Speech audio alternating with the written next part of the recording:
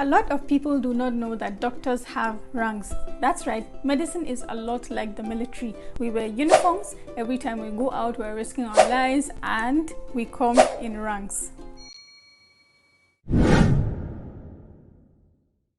Hey guys, welcome back to my channel where we talk about all things medicine. Before we get to the video, please just take a moment to subscribe if you're not already subscribed, because my analytics show that half of you watching aren't actually subscribed. So the lowest of the ranks is actually the medical student.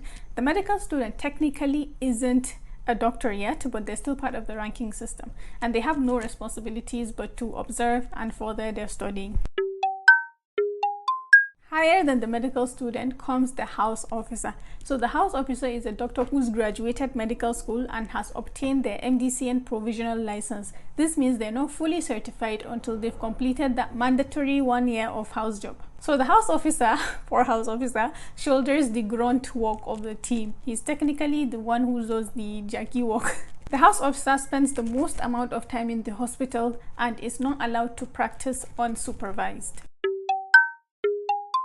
The medical officer is a doctor who has completed their mandatory 1 year of house job and has obtained full registration with MDCN and has a permanent license. This means that the medical officer is a fully certified doctor who can practice independently and without supervision to some degree. So the medical officer stage is like the limbo stage. This is where the doctor has the most freedom to choose their path. So from here on, they can decide to remain a medical officer. That means they're unspecialized and they're general practitioners, or they can decide to further their training and go into specialty training, or they can decide to venture out of clinical medicine by doing masters or something like that, or they can decide to leave medicine altogether. Interestingly, most of the doctors you see in the private hospitals are actually medical officers.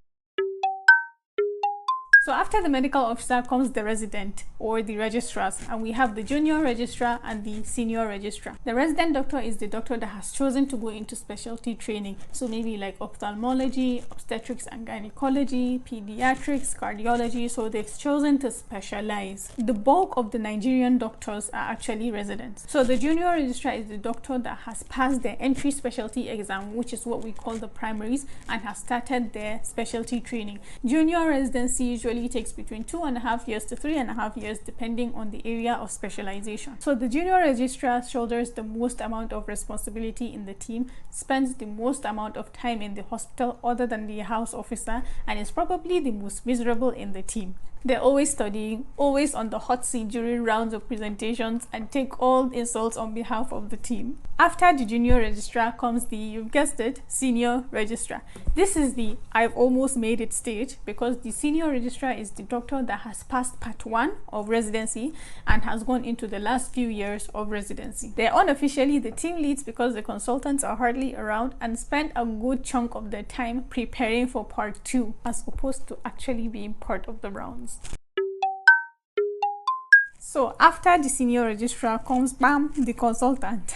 The consultant is the doctor that has passed part 2 examination of residency and has become a specialist. This is officially the I've made it stage because they're no longer under training and are considered to be fully certified specialists. At this stage, the doctor is independent enough to start his or her own private practice.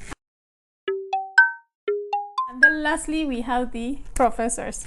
These are the doctors that have achieved enlightenment and have been awarded professorship due to research, which is mostly academic. Professors are kind of paid the highest in terms of clinical practice and are usually sought after when things go dire. So as you can see guys, doctors come in ranks. So we have our baby medical student, followed by the house officer, followed by the medical officer, followed by the junior registrar, followed by the senior registrar, followed by the consultant, followed by the professor. Can you guess which rank I am? I'm a medical officer actually. Thank you guys for watching. Hope you enjoyed this video and somewhat got enlightened. If you did, let me know in the comment section below. Don't forget to subscribe please. Thank you for watching and I'll see you next time.